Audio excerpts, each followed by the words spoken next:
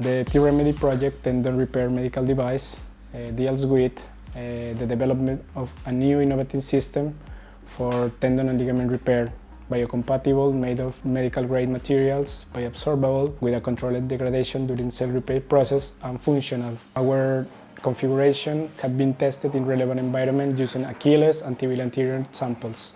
Our technology provides several advantages over the current solution, suture-based, like as easy and faster application, complete recovery of the active range of motion, and the system enables also early passive rehab immediately after the surgery. The very first preliminary stages of the project were traced back to 2016 from the first meeting between the Dr. Federica Bergamin, specialized in traumatology and orthopedics and expert in tendon repair, and myself. I'm Associate Professor of Structural Mechanics at the Politecnico di Torino. In particular, Dr. Bergamin had highlighted her clinical need to find a new methodology that was faster, more practical and easier to apply in alternative to traditional sutures. From there, a lasting collaboration was born, applying Dr. Bergamin's expertise in the medical field and my expertise in the structural mechanics.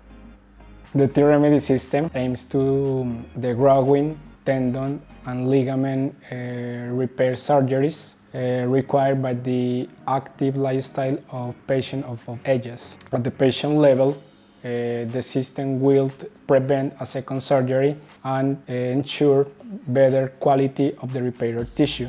For the specialist, the system will overcome all problem and limitation found with the use of the suture threads, and for the institutional level, the project will reduce all operating times, waiting lists, and all related costs with the health services. Well, in the midterm, our aim is to reach a proof of concept, so to validate a prototype, which means to validate our material that has to be biocompatible and bioabsorbable in the human body, and also the geometry of the device, which is currently in a phase of optimization.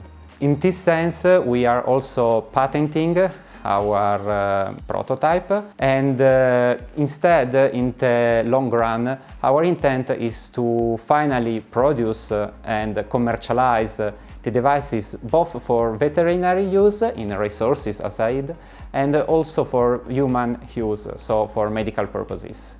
And in this sense, we will need to perform clinical and preclinical trials to obtain the CE marking and all the other validation needed by the law.